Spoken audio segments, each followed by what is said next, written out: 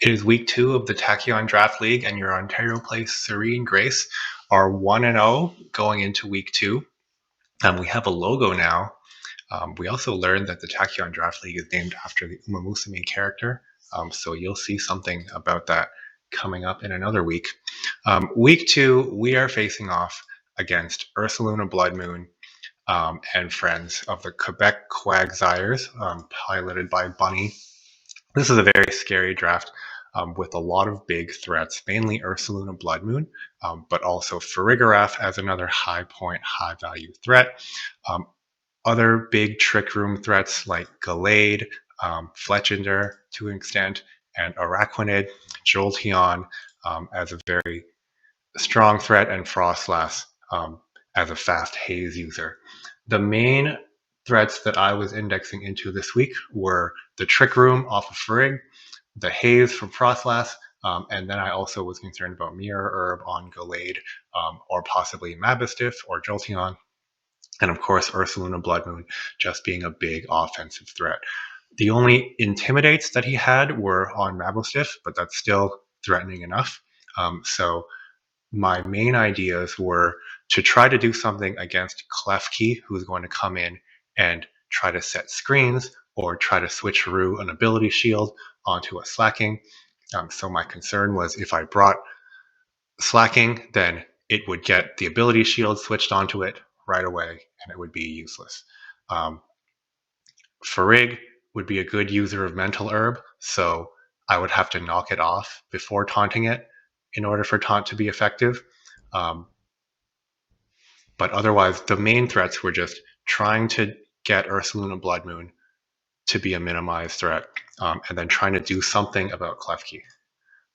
The team that I ended up bringing is Gholdengo, Scyther, Dondozo, Slaking, Toedscruel, and Weezing Galar. This was a really Toedscruel-centric team this week.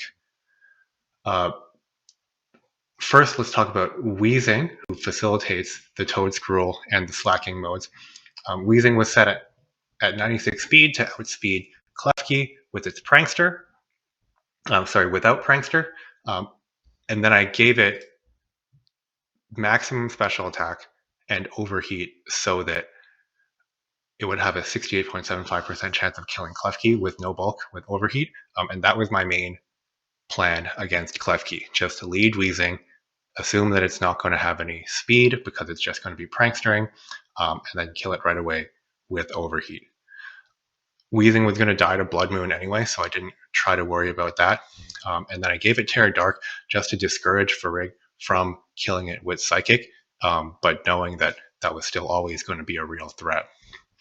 Toedscruel, I gave 151 speed to outspeed everyone except for Frostlass, including 0 speed Jolteon. So it was in a pretty good tier and pretty reliably going to be one of the fastest mons on the field. The special attack that I gave it lets it kill no bulk Ursaluna with Grass Knot pretty consistently. It has Taunt for Farig in case it doesn't have Mental Herb, in case it has, for example, Safety Goggles, and then it has Spore for the other option and just for everybody else. If they do get Trick Room up, I have Protect to try to stall it out.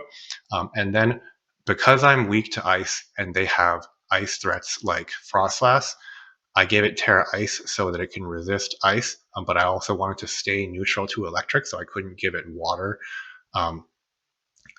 So I had to give it Ice. It's still weak to Fire, but every option is going to be weak to Fire. And I couldn't give it Bug because I wanted to resist Ice and not just be neutral to Ice. So I'm picking what I was going to be neutral to and what I was going to be weak into. And I'd rather be resistant to Ice and neutral into Electric rather than weak to Electric and then very weak to Jolteon. So that's why I had to pick Ice. For Gholdengo, this was going to be just a damage dealer. I gave it Make It Rain, of course. I gave it a lot of special attack. I gave it Terra Bug so that it can resist ground and still be neutral to Ice. I was very indexed into Ice threats this week. Thunderbolt was the way of 2-hitting Araquanid or one-hitting it after a Nasty Plot. I didn't really have good answers to Araquanid. So Gholdengo was one of my only real answers to it.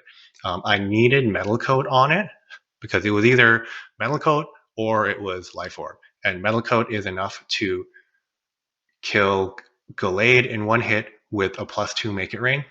+2 Thunderbolt is going to Oko Araquanid anyway, so I didn't need the Thunderbolt to be strengthened. I just needed the Make It Rain to be stronger.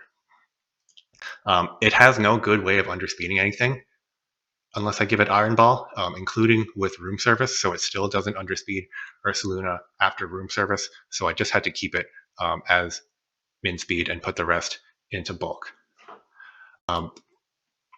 For Slaking, there's no good way of getting Slaking to underspeed anything, so I kept it exactly the way that it was, and then I put all of its points into attack and to its bulk. Brick Rake was there to break screens that were set by Klefki. Low Kick almost one-hits Bloodmoon, so if Bloodmoon has a Life Orb, then maybe I can one-hit it. I gave it Terra Normal so that Double Edge can Oko Araquanid after a Terra.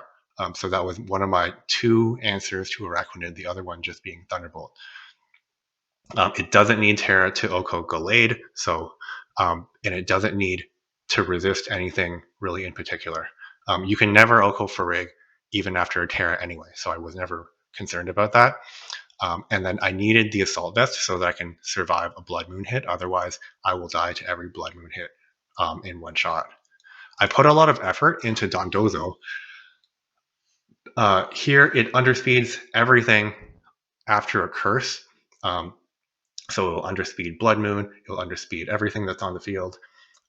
And then it's set to outspeed Ursaluna if it doesn't curse, so that I have modes into Trick Room and outside of Trick Room. The attack was set specifically to one-hit no bulk Ursaluna after 1 curse, and then I gave it Unaware. The other option was going to be Water Veil in case I was going to get burned by Klefki, for example. But Unaware helps me against Mabostiff. If it intimidates, it helps me against Gallade. If it Sword Dance, it helps me against Farig. If it Throat Sprays, it gives me a couple more options versus just potentially protecting against maybe Burn when I decided I already had an answer into Klefki, which was Weezing. And if Weezing doesn't work, then I just have nothing. So I didn't really want to worry about that, and I thought I would get a little bit more value out of making it Unaware. Terra Bug, Terra Blast was there so that it could beat a Terra Grass. I didn't have another answer into Ursaluna going Terra Grass, so I had to give it Terra Bug, and it tested quite well. It was potentially going to be Terra Flying instead, but then everything on my team would be weak to Jolteon, and I couldn't really afford that. I thought Bug was a better option here, even though it makes me a little bit weaker into some other threats. Against Jolteon, my Terra, if I Terra against Jolteon and I Wave Crash, then I could 2-hit Jolteon there, or if I Curse and Wave Crash, I can 1-hit it. I calculated that after I Terra, then I can survive 3 hits from a Choice Specs Thunderbolt from Jolteon. So giving me resistances to Jolteon by going Terra Bug was really important here. Wave Crash still does really good damage to Araquanid because it doesn't have very much physical bulk. So even if I don't Terra, I can do a lot of damage with Wave Crash, and then if I do Terra, then Terra Bug, Terra Blast will do more damage into Araquanid than just trying to hit it with Wave Crash. And then they can still barely damage me if I Curse, because I'll have so much defense. For Scyther, I had initially put on the team as sort of a backup and an emergency that I put in case of Tailwind and not Trick Room. But then as I tested it, it turned out to just be extremely good into everything in his team. And then he ends up being just the linchpin of the entire team because it facilitates the leads and the way that it works. It outspeeds everything on their team except for Frostlass and Jolteon. Dual Wing Beat is another way for me to beat Terra Grass by Ursaluna.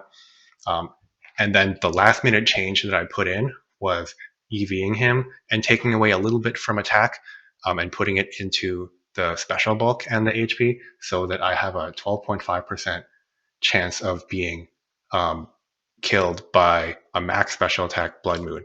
So otherwise, I have an 87.5% chance of surviving it, which was really important to me at that time. So looking at their threats again, I thought that they were going to bring Ursaluna, Farig, Klefki, Araquanid, and then 2 of Gallade or Jolteon or Frostlass. I didn't think that they were going to bring Foongus or Fletchinder. I thought Mabastiff was sort of an outside possibility. So let's go get into those games. So we're loaded into our first game now, and I see he's brought everyone that I thought he would except for Foongus. I also see he hasn't brought Jolteon, he hasn't brought Frostlass, so both of those are really good for us. I never thought that Foongus was going to be a problem. It was just not a real Pokemon because it's too weak. So the fact that he doesn't have 2 of his bigger threats that I had prepared for is a pretty good sign for me. My plan that I figured out was always to lead Scyther and Weezing, and then have Weezing try the overheat into Klefki if there's a Klefki there, and then if there's a Farig there, I would have Scyther to be able to U-turn it, do really big damage to it, and then send in something to finish it off. I can never really one-hit it. I have a chance of one-hitting it if I go U-turn and then try to attack it with Weezing. But in this case, we load in, and the first thing I see is they have Klefki lead, and they don't have any ability shields. So that's also a good sign. I also see that their Terra types are water, water, water, water. So they've really indexed hard into Dozo, which is really helpful for me because then they don't have any of the Terra grasses that I'm worried about. And the Terra grasses are what's going to keep them safe from Toedscruel. So they're very vulnerable into Toedscruel now. So I have the options now of either hitting Farig or hitting Klefki. And I've prepared for Klefki. I think I can just get it right away. So I actually just do both. I hit U-turn on Farig to bring in Toedscruel to support the Weezing, and I'll still have spores available, and then I just go for the overheat and I get it right away, and then down goes Klefki. They get the Trick Room up, but I'm prepared enough for this because I've already taken out Klefki. They don't bring in Ursaluna right away. I have Toedscruel to survive against Bloodmoon. So I think I'm in an okay spot here. The fact that they brought in Foongus, I think is actually really bad for them because Foongus just doesn't really do enough. They toxic Toedscruel, there's not a lot that they can do. And I noticed that, okay, so Farig actually does have Psychic. They could have killed Weezing right away. They just didn't because they wanted to Trick Room right away, which ended up being really bad for them. I get the Spore off on Farig, so it's not safety goggles. And I get to bring in Gholdengo because it can resist the Spore from Foongus. So Foongus just doesn't have anything that it can do. Farig is asleep. And then I know that I can kill Farig in one area. So I do that, and then I can taunt Foongus, so it really can't do anything anymore. They're 2 down, and they're just left with Ursaluna. I know I can survive the Blood Moon from Ursaluna with Scyther, and then I know I have a Protect on Scyther, so it's safe to go into it. They do nothing with Foongus again. The Blood Moon goes into Toedscruel, so that's a waste. They can't Blood Moon this turn, so I'm just completely safe with Scyther now. And then, once again, Foongus can't really do anything.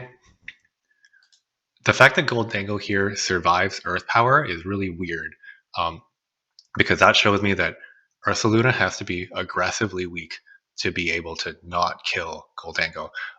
Any amount of attack on Ursaluna would make it so that Gholdengo would most likely go down. So this is really a min special attack Ursaluna, so it's all bulk and no attack. The fact that I survive here is actually huge, because then it means I get to get a nasty plot off, and then now that Trick Room's done, the rest of the game is kind of free. If I didn't have if I didn't survive the Earth Power here, then I'm actually in a lot of trouble. Because, yes, I can take out the Foongus, but then it's Scyther and Ursaluna one-on-one. I'm at 88%. So if they were max special attack, then this dual wing beat here would not have killed, and then he would have killed me in return. I would have had to protect to try to block a Blood Moon, or I would have had to try to survive this somehow, survive their Hyper Voice. It would have been really bad for me, but luckily I did survive it, and then the Ursaluna goes down. So what I've learned here is that the Ursaluna is min special attack. It's really not as big of an offensive threat as I thought it was. And now they know about the overheat into Klefki, so I can't really reliably do that in the next game. So in game 2 here, I know that I can't overheat into Klefki, but I don't have any other leads, so I lead exactly the same way. And they lead out with Gallade. I go for a U-turn with Scyther to try to get in Toedscruel. Luckily, Klefki goes for the Terra, so I get a bit more damage out into it, and I get to go into Toedscruel. Strange Steam was intending to go and hit Gallade, because Strange Steam should get the kill on Gallade, but he switched out into Farig, and then he puts up a Reflect, and he doesn't put up a Light Screen, and he might not even have Light Screen. So this Reflect is really not going to help him, considering most of my damage right now, other than from Scyther, is coming from Special. He goes right into Ursaluna. I have Toedscruel. It's safe. They don't have Trick Room up. I don't want to try it against Farig, so I just Spore the Klefki, and then I Strange Steam into the slot with the Farig, hoping that I would be able to get the kill there. But ultimately I don't, because he goes into Ursaluna, which is fine.